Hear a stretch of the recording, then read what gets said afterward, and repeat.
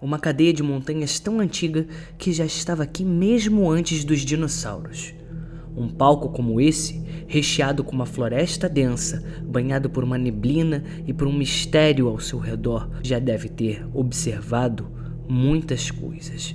E talvez algumas coisas que vivem ali nunca tenham ido embora. Você está no último upload e hoje vamos falar sobre os Montes Apalaches. Quem vive nos Apalaches, quem conhece suas densas florestas e trilhas, não falam em monstros.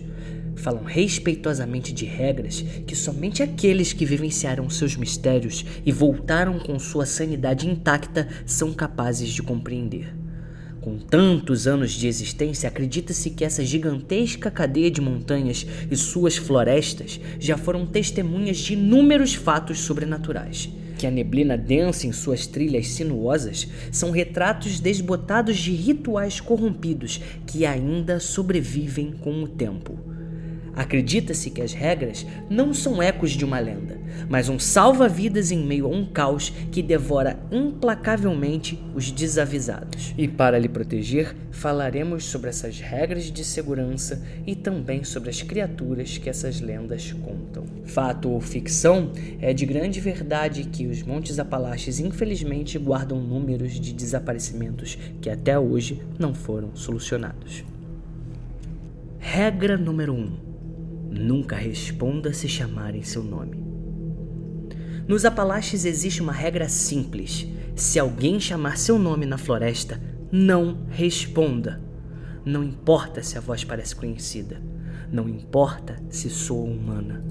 Não importa se pede ajuda. Os moradores locais e pessoas que têm um profundo conhecimento das trilhas dizem que se alguém realmente precisar de você, essa pessoa vai se aproximar, vai fazer barulho, ela vai aparecer. Isso é senso comum. Responder é assumir que a voz tem permissão para saber onde você está. Regra número 2. Se a floresta ficar em silêncio, vá embora. A floresta nunca é silenciosa, principalmente uma floresta tão densa e tão vasta como a dos Montes Apalaches. Sempre existe algo se movendo, um inseto, um pássaro, o vento em si. Quando tudo fica quieto de uma vez, não é paz. Ou melhor, pode ser falsa paz. É um aviso. Nos Apalaches, o silêncio não significa que você está sozinho. Significa que todo o resto foi embora antes de você perceber o porquê. Regra número 3. Nunca siga uma trilha que você não lembra de ter visto. As trilhas dos Apalaches são antigas. Algumas existem há séculos. Por isso, quando uma trilha aparece do nada, limpa demais, estreita demais, ou simplesmente errada, a regra é clara: não siga. Muita gente se perdeu acreditando que tinha encontrado um atalho. Outros dizem que caminharam em círculos, mesmo andando sempre em linha reta. Mas o resultado nós sabemos aonde pode dar. Regra número 4. Nunca assobie à noite. Assobiar parece inofensivo, mas nos Apalaches é visto como um convite. O som viaja longe na floresta, distorcido, difícil de localizar. Algumas pessoas juram que quando assobiaram, alguém assobiou de volta. A regra não é sobre educação, é sobre não anunciar que você está ali. Afinal, quando você olha muito tempo para o abismo, ele olha de volta para você. Regra número 5. Não confie em quem aparece limpo demais. Quem passa horas ou dias na floresta parece cansado, sujo, perdido. Então, quando alguém surge no meio do nada, com roupas limpas, sem equipamento, sem o menor sinal de esforço, principalmente aonde estamos falando nas condições que já conhecemos, os moradores dizem que algo está errado. Nos Apalaches, quem realmente está perdido, parece perdido. Regra número 6 e talvez a mais importante. Se seu instinto mandar você ir embora, obedeça. Essa regra é a mais importante e, infelizmente, a mais ignorada. Muitas pessoas dizem que não viram nada de estranho, não ouviram nada, não perceberam nada, só sentiram. Um desconforto súbito, uma urgência sem explicação, uma sensação de que algo estava ali, em algum lugar, observando. Nos Apalaches, o instinto é tratado como uma herança, algo que aprendeu antes mesmo de você nascer. E quem ignorou, muitas vezes não voltou para explicar o motivo. Agora que você já sabe do manual de sobrevivência dos Apalaches, que pode salvar o seu pescoço quando você estiver por lá, por que você não aproveita esse momento de cautela e paz, pega um café e se inscreve no canal e ativa as notificações? Até porque agora iremos falar sobre as criaturas e as lendas que vivem em torno dessa cadeia de montanhas.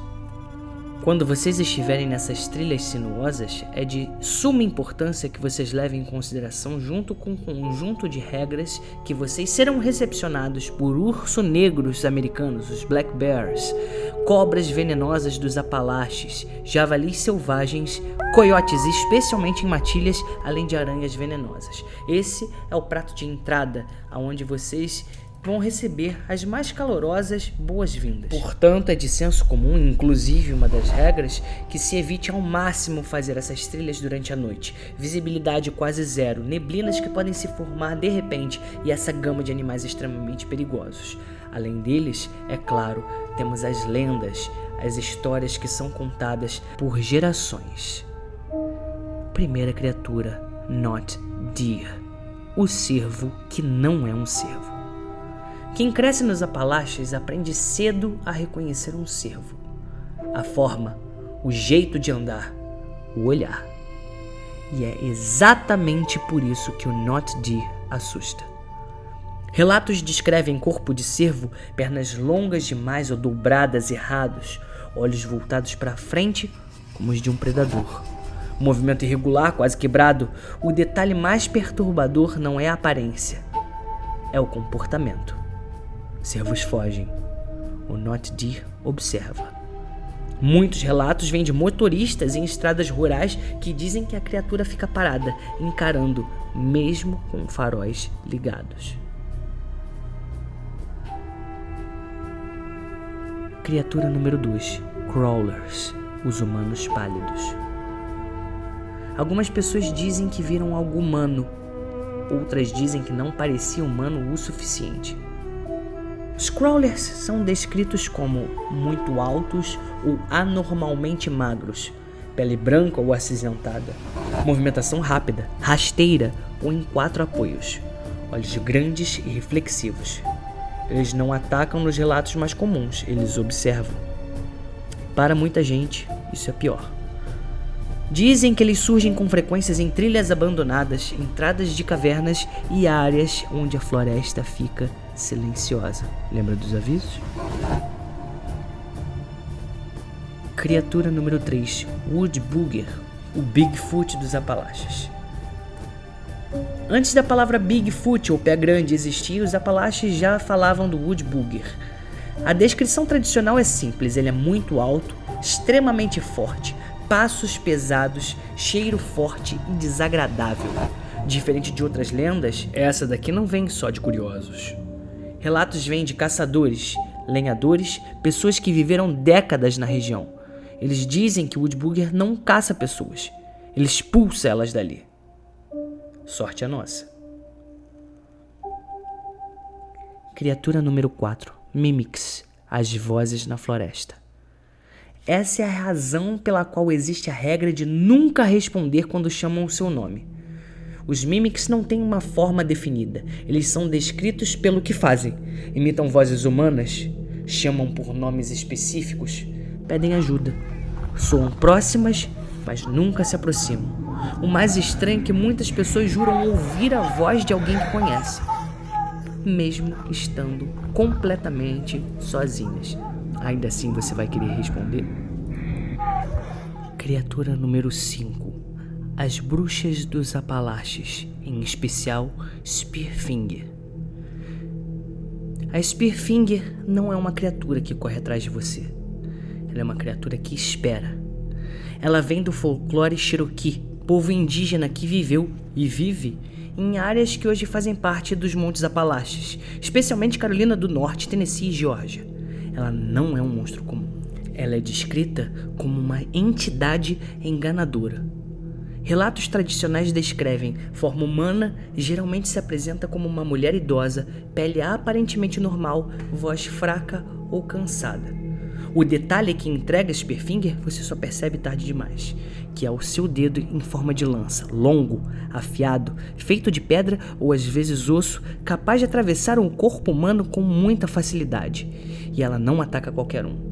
Ela é conhecida por enganar suas vítimas, pedir ajuda, se aproximar lentamente para poder atacar de surpresa com seu dedo lança.